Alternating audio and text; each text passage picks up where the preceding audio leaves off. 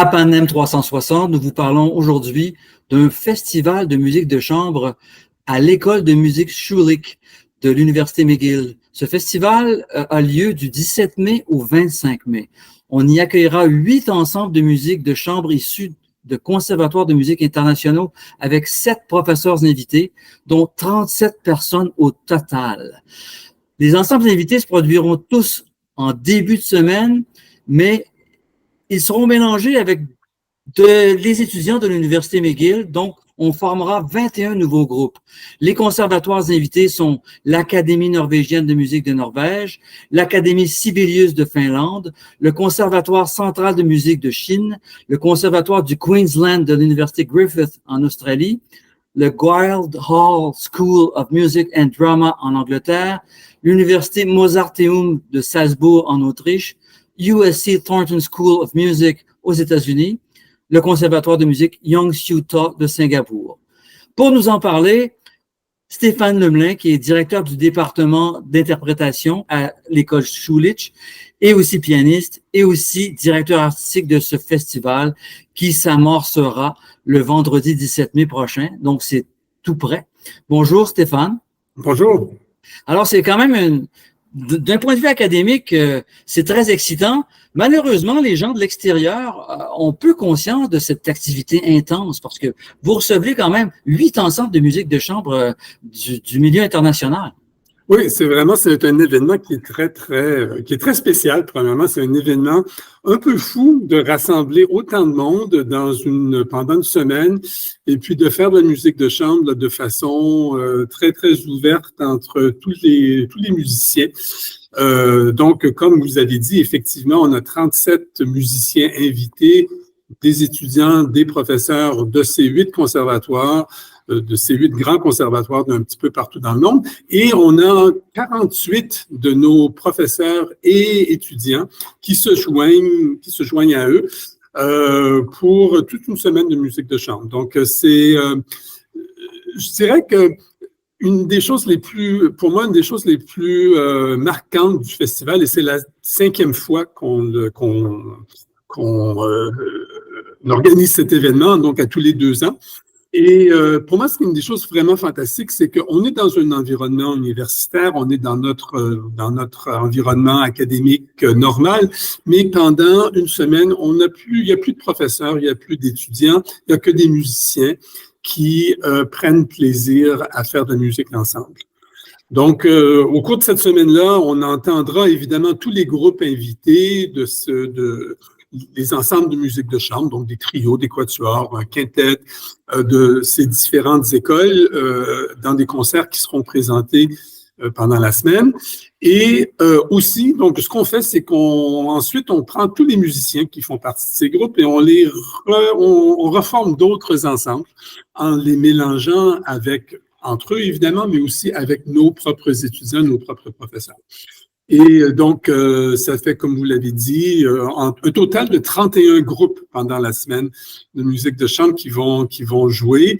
Et donc, ces groupes recréés qui vont se rencontrer pour la première fois le vendredi soir et samedi matin, vont jouer pendant la semaine, mais surtout vers la fin de la semaine, dans des concerts marathons là, qui sont vraiment très, très stimulants.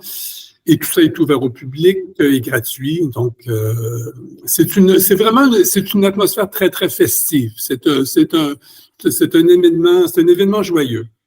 Vous l'avez déjà vécu, donc de quelle manière se tissent les liens, puisque là, c'est une immersion complète.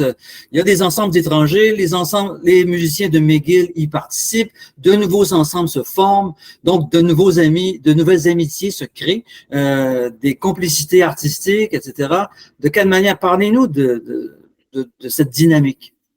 Ben, écoutez, cette dynamique-là, elle est vraiment importante. La musique de chambre, je pense que c'est un microcosme des relations humaines. C'est une activité qui est vraiment essentielle pour les musiciens. C'est vraiment une activité qui apporte tellement de choses à vraiment tellement de niveaux.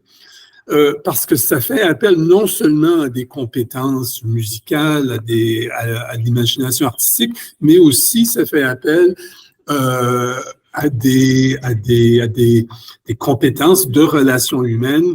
Et je pense qu'il y a tellement à apprendre pour tout musicien à faire de la musique de chambre. Donc, c'est pour ça que, bon, dans tous les programmes en interprétation, mais pour nous, à Schulich, c'est particulièrement important de favoriser l'étude de la pratique de la musique de chambre dans nos programmes. Alors, dans le cadre de ce festival-ci, effectivement, ces jeunes musiciens et ces professeurs vont se rencontrer pour la première fois au début de la semaine. Donc, ils vont répéter, il y aura des séances de coaching, évidemment, des masterclass, mais il y a aussi, on organise des séances de lecture, par exemple, qui sont devenues un petit peu légendaires au fil des éditions de notre événement, parce que, vous savez, les musiciens classiques n'ont pas tellement l'habitude de faire ça, de rassembler tous ensemble un soir avec, bon, un petit peu de vin, un petit peu de bière, et puis avoir des piles de partitions et de faire de la lecture à vue, de jouer ensemble sans vraiment avoir préparé quelque chose, juste pour le plaisir de jouer, pour le plaisir de découvrir des œuvres, pour le plaisir de les jouer ensemble. C'est pas quelque chose que les musiciens classiques ont tendance à faire. On a tendance à vouloir vraiment travailler très longtemps avant de présenter quelque chose. Puis évidemment, au concert, c'est ce qu'on fait. Mais pour favoriser justement l'aspect humain de l'événement, on fait des séances de lecture dans lesquelles on a énormément de plaisir, qui se poursuivent souvent jusqu'aux petites heures du matin. J'avoue qu'il y a vraiment des liens assez profonds qui se sont créés au fil des années dans cet événement entre des musiciens d'un peu partout. Et qui ont mené justement à d'autres collaborations dans le futur. Et ça, c'est une des dimensions importantes de l'événement. C'est une des raisons pour laquelle on s'investit dans l'organisation d'un tel événement. C'est que c'est aussi, ça permet à nos étudiants et à ces musiciens de développer des réseaux et à avoir des pistes qui leur permettent de poursuivre leur carrière. Exactement. Et donc, le niveau est-il homogène d'une certaine façon? Vous recevez des gens de tous les continents, des conservatoires d'Asie, des conservatoires d'Europe, des conservatoires des États-Unis. Alors donc, des gens qui ont des formations peut-être différentes, même si la musique classique est admise beaucoup en Asie, elle est maîtrisée partout au Japon, en Chine, etc. Et à Singapour, puisque vous avez d'ailleurs un conservatoire de Singapour, et aussi partout. Donc, comment est-ce ce niveau, comment arrivez-vous à amalgamer tout le monde? Vous savez, le niveau, premièrement, il faut dire que le niveau est très élevé parce que c'est sûr que toutes ces institutions, lorsqu'ils choisissent le groupe qu'ils vont nous envoyer, habituellement, nous envoient parmi leurs meilleurs étudiants. Donc, le niveau est très élevé. Et puis, nous, évidemment, on choisit les étudiants qui participent parmi notre population étudiante. On choisit des jeunes musiciens qui sont prêts, disons, à faire cette expérience qui ressemble à un festival de musique de chambre professionnel, dans le sens que c'est souvent comme ça que ça se passe lorsqu'on participe à un festival de musique de chambre, dans un festival d'été, par exemple, où on joue avec d'autres musiciens qu'on ne connaît pas nécessairement, on se rencontre pour quelques jours, on monte un programme, on monte une œuvre. Il faut que ça se fasse assez rapidement. Évidemment, c'est l'expérience qui permet de le faire, mais il faut avoir quand même les habilités pour pouvoir s'adapter, pour pouvoir s'adapter à un autre musicien de façon assez flexible, puis assez spontanée.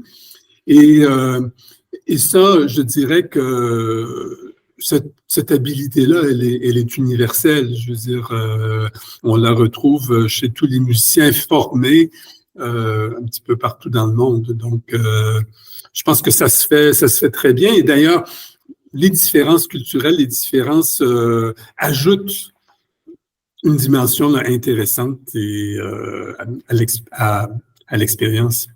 Observez-vous des différences dans la façon dont les musiciens ont été formés? C'est-à-dire, même si, effectivement, le niveau partout dans le monde maintenant est de plus en plus élevé, à chaque décennie, on constate que les musiciens de niveau universitaire ou de conservatoire sont supérieurs à la décennie précédente et ainsi de suite. Et donc, mais il y a peut-être des façons différentes de s'éduquer musicalement, même si on arrive au même but. Oui, mais il y a sans doute il y a des cultures différentes. Je dirais quand même que dans notre monde actuel, et ça, je pense que c'est un phénomène qui a évolué depuis, déjà d'une bonne cinquantaine d'années, mais je pense qu'il y a vraiment une mondialisation, en fait, de l'enseignement musical et de la culture musicale. Je pense que, vous savez, les professeurs qu'on retrouve, il y a autant de professeurs asiatiques dans les conservatoires et les universités américaines, européennes, qu'il y a de professeurs européens dans les universités asiatiques. Donc, il y a vraiment un échange qui est de plus en plus répandu. Ceci dit, il reste quand même qu'entre les institutions, oui, il y a parfois des cultures un peu différentes et on le remarque. Donc, je dirais que la place de la musique de chambre, dans certaines cultures, je pense que ça change quand même. Il y a quand même peut-être, il reste quand même parfois dans certaines cultures un concept que la musique de chambre est quelque chose qui serait un peu moins exigeant que le répertoire solo, par exemple, ce qui n'est pas du tout le cas.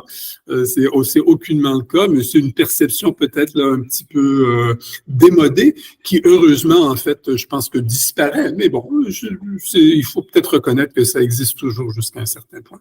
Oui. Si on passe en revue les principaux événements, là, on ne fera pas tous ces concerts-là parce qu'on va terminer demain matin. Et donc, vous en avez vraiment, c'est un foisonnement complet là, à partir du vendredi 17. Alors donc, mais avez-vous des jalons? Est-ce qu'il y a des événements clés? Écoutez, c'est vraiment difficile d'en choisir là, un ou deux, là, mais ceci dit, je recommande de regarder notre site web, d'aller sur le site web de l'École de musique Schulich et vous allez voir tous les détails. Et j'insiste sur le fait que tout est ouvert au public, hein, et non seulement les concerts, mais aussi les masterclass. Et puis, je pense que parfois les gens se demandent est-ce qu'on peut assister à un cours de maître, est-ce que c'est possible? Et oui, tout à fait. Puis c'est intéressant en fait de voir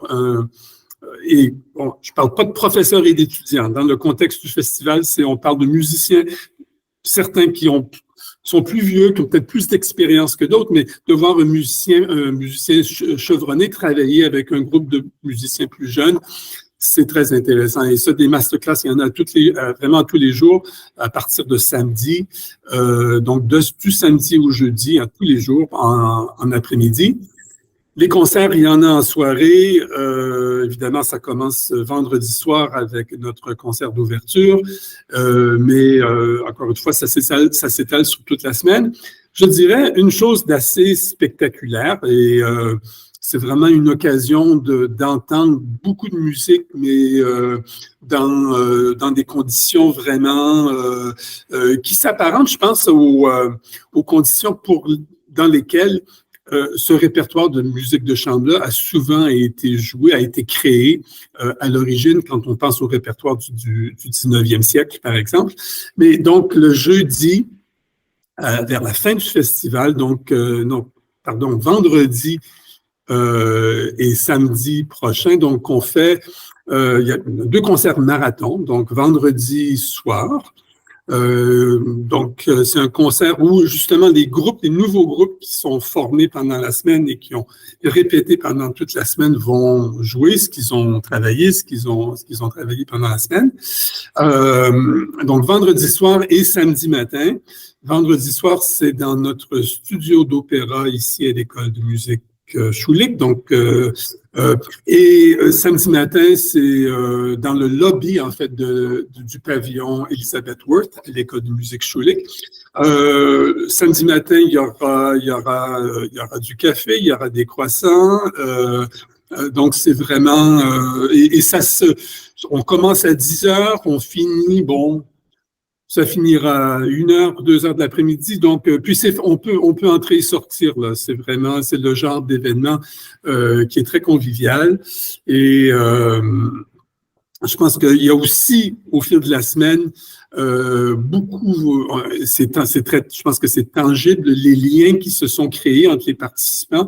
Il y a une énergie, il y a justement une joie là, de jouer ensemble, de faire de la musique ensemble, qui est tout à fait tangible et puis inspirante, je pense, pour le public. Oui, c'est la fin. Ce sera donc le vendredi 24 et le samedi 25 mai, ce genre d'apothéose-là, où en même temps, c'est pas guindé, c'est ouvert, c'est assez souple dans les façons de se comporter. Alors donc, c'est gratuit. Et c'est gratuit. En terminant, quel est le public qui assiste à ces événements-là? Les amis des musiciens, la famille et plus encore? Écoutez, le public, il est en fait assez large. La dernière fois que le festival s'est tenu, donc il y a 2 ans, on a eu un public très fidèle et c'est pas seulement les familles des musiciens, parce qu'évidemment, les musiciens viennent un peu partout dans le monde et nos étudiants à nous viennent aussi d'un petit peu partout. Oui. Donc, ils n'ont pas nécessairement là, de parents et d'amis proches en dehors de la communauté de McGill. Mais c'est un public de mélomanes qui viennent au concert. Et comme vous l'avez dit, c'est effectivement pas du tout guindé, c'est en fait tout le contraire, c'est décontracté. Oui, ben, j'invite vraiment tout le monde à profiter de l'expérience et puis à se joindre à nous pendant cette semaine. Excellent, Stéphane Lemelin, directeur de l'interprétation à l'École de musique Schulich, directeur artistique de ce festival de musique de chambre qui s'intitule Jeux de chaises, parce qu'il y aura beaucoup de jeux de chaises, effectivement. Et on vous souhaite un excellent happening qui va durer plus d'1 semaine. Merci beaucoup, Stéphane Lemelin. Au revoir. Je vous remercie. Je vous en prie.